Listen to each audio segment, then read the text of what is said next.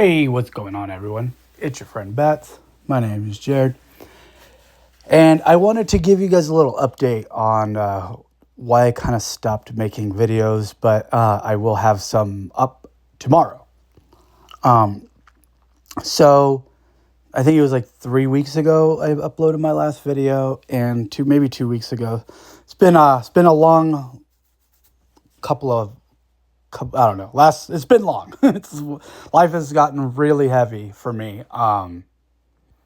So if you've been listening to my channel or watching my channel for over the course of a year, or for basically since I really got reactivated on YouTube, what happened was in February I had a very severe heart issue.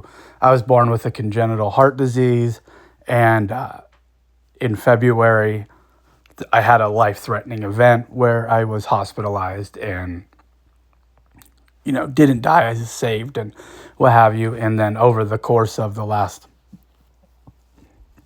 whatever it is, 9 months or so, 7 months, I have been on disability and been just I've had a couple of heart surgeries since then, and seem to be okay. I seem to be okay. And so basically I went back to work, and my new boss, there's like a new general manager at my job, and he is very by the book kind of guy, and he did not like my work release form that asked for essentially some accommodations to my health. And so he put me on, what's it called? Medical leave again, paid medical leave for the last 2 weeks. And so I guess I'm being released from work. So that's happened. So I tried to go back to work and I can't work. So that sucks. And before I went back to work, I had an appointment with my cardiologist. This is where it was really heavy for me mentally. Was I spoke with my cardiologist, and she's like a world-renowned cardiologist, and she's like, understands my heart condition and things like that. And she's like, there's just not enough data to give you any solid answer. Just go back to the gym, go back to work, and let's see what happens. I'm like, okay, yeah, I can do that, I guess. Like, it's kind of sketchy, but all right, yeah. I trust my medical team enough to take their word for it, and even if something were to happen, I have faith in not just God, but also my medical team that they are going to save my life.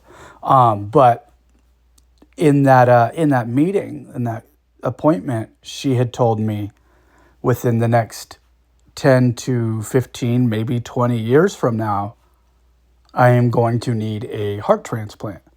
And I was like, what? Like, so she was like, yeah, we're going to essentially like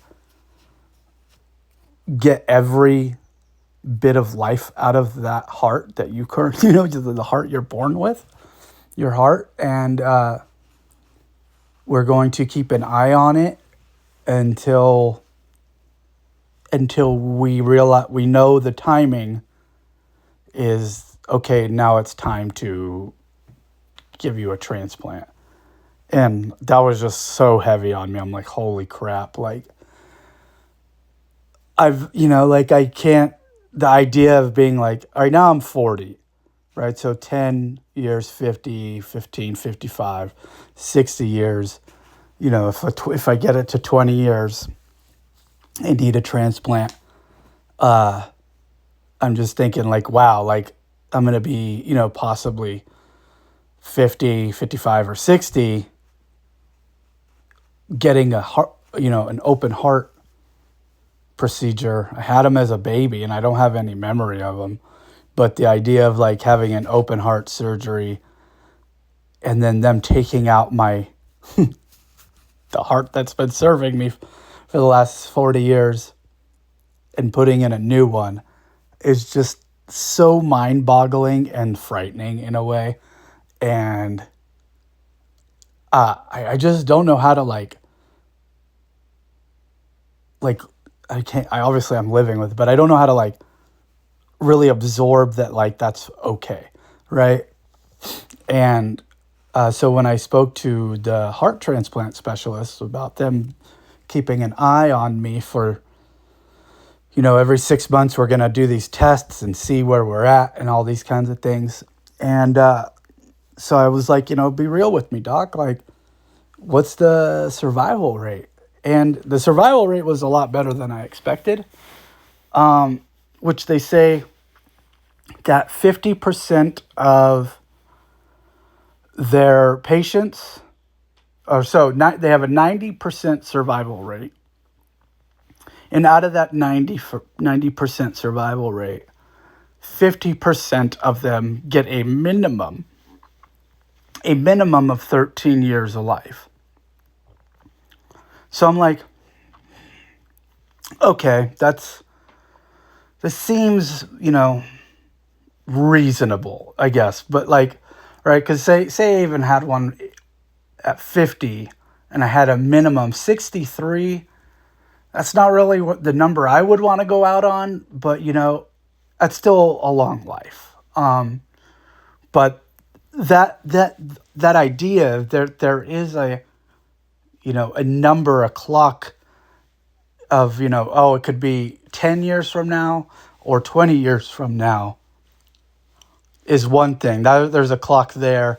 And then also the minimum is 13. And so like she said, and a lot of patients, over, the 55% to 60, the other numbers that are, the minimum is 13, but the other half get 15, 17, 20, 25 years worth of life left. And so I'm like, like emotionally preparing for the worst, but praying for the best, essentially. And that's just been really heavy, I guess, and I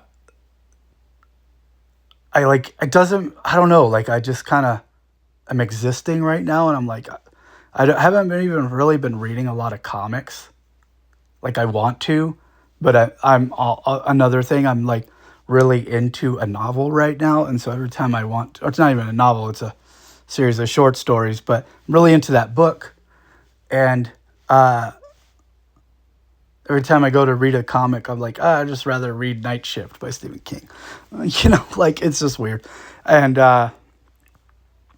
but having this clock, these numbers is just like, oh.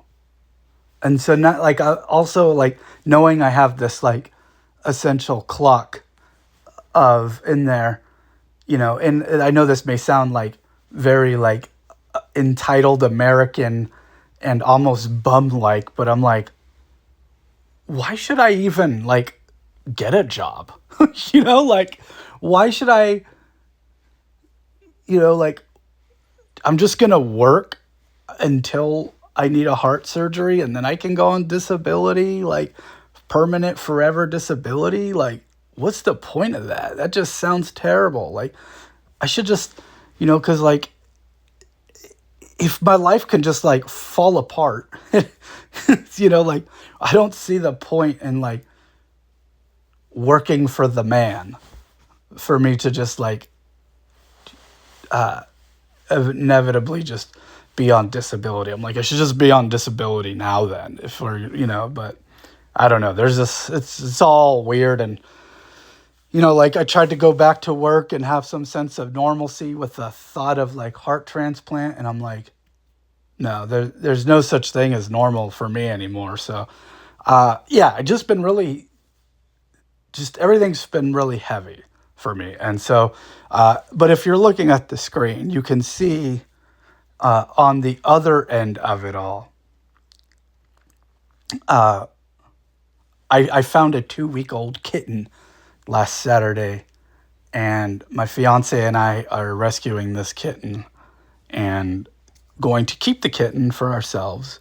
But we are currently bottle feeding this kitten and assisting it to use the bathroom because it doesn't know how to just go on its own yet. So we essentially have a baby cat. It's a baby.